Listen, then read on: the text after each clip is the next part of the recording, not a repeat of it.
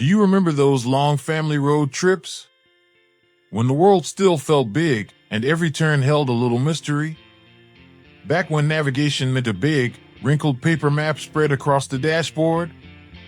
Dad would trace the route with his finger, squinting at tiny letters, while Mom turned the map sideways, trying to make sense of where we were. There was no GPS, no calm voice telling us to turn right in 300 feet.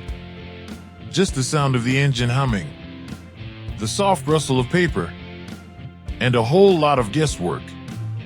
Sometimes we'd miss an exit and end up miles off course. But nobody really minded. We'd laugh, pull over at a little gas station, and ask the old man at the counter for directions.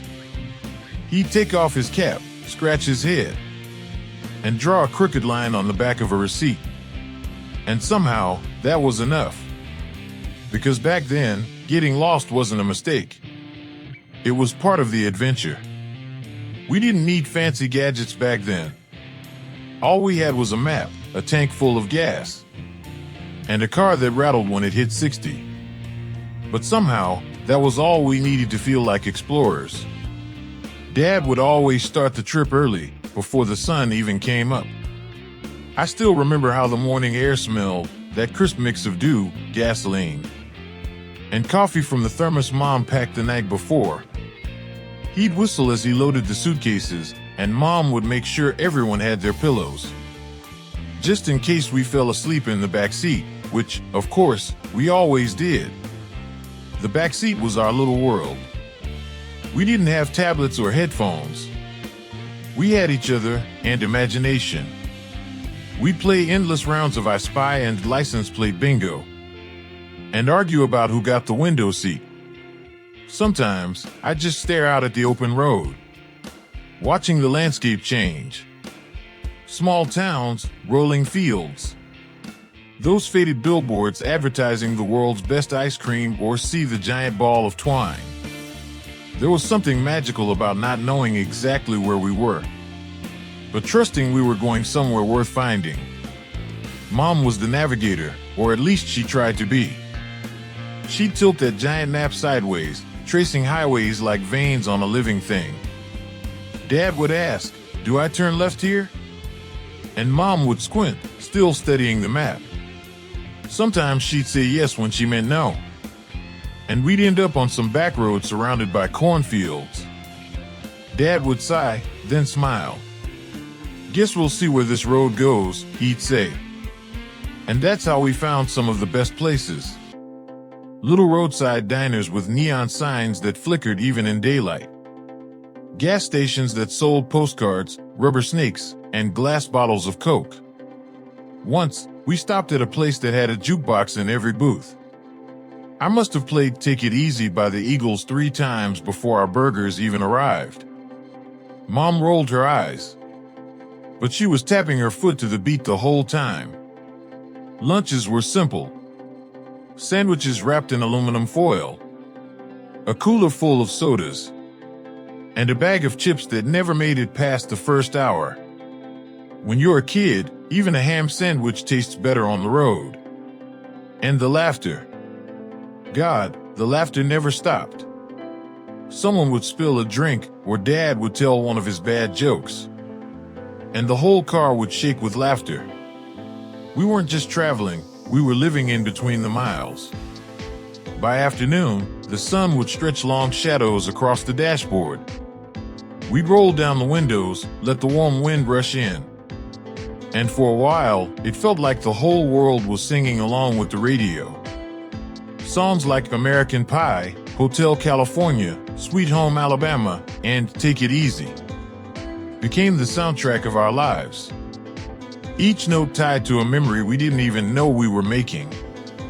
Sometimes we'd stop at an old rest area. Not the clean, shiny kind they have now, but the ones with picnic tables made of wood and vending machines that barely worked. Mom would unpack the leftovers. Dad would stretch his back and pretend to study the map again. And we kids would chase each other around the parking lot until we were out of breath. And when we got back in the car, It always smelled like a mix of French fries, sunscreen, and happiness. Then came the quiet moments, when everyone else had fallen asleep. Mom resting her head against the window. The kids curled up in blankets. And Dad just kept driving, humming softly with the radio. I'd pretend to be asleep, but I'd watch him in the rearview mirror. The glow of the dashboard lights on his face. The steady rhythm of his hands on the wheel. He looked steady, like the road itself trusted him to find the way. Even when the signs disappeared into the dark. Those nights felt endless. The stars hanging low above the highway. The sound of tires whispering against the pavement. And every so often, Dad would glance back, make sure we were still there, and smile that quiet, knowing smile of his. Looking back now, I think that's what those trips were really about. Not the destination, not even the map, but the feeling of being together. The laughter, the wrong turns, the songs, the silence. It was all part of something bigger. Something we didn't understand back then. But we feel it now, every time we think about those old family road trips. Sometimes, when I'm stuck in traffic today, the GPS barking orders, the phone buzzing with notifications, I find myself missing those quiet roads. The ones with no signal, no schedule, just sky and space and time. Back then, the world felt slower, simpler, maybe even kinder. We didn't take pictures of every moment. We lived them. And even though the maps were creased and coffee-stained, they somehow led us to places the GPS never could. Little towns, dusty diners, and memories that still live somewhere inside us. We thought we were chasing destinations, but really, we were finding each other. In the laughter, in the quiet, in every wrong turn that somehow became the right one. Funny how those miles are still with us, somewhere between memory and dream. We didn't have to know where we were going, because as long as we were together, we were already home. Do you remember your family road trips before GPS?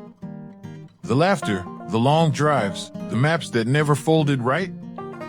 Tell me your favorite memory. Because those stories, yours and mine, they're the roads that still connect us, even now.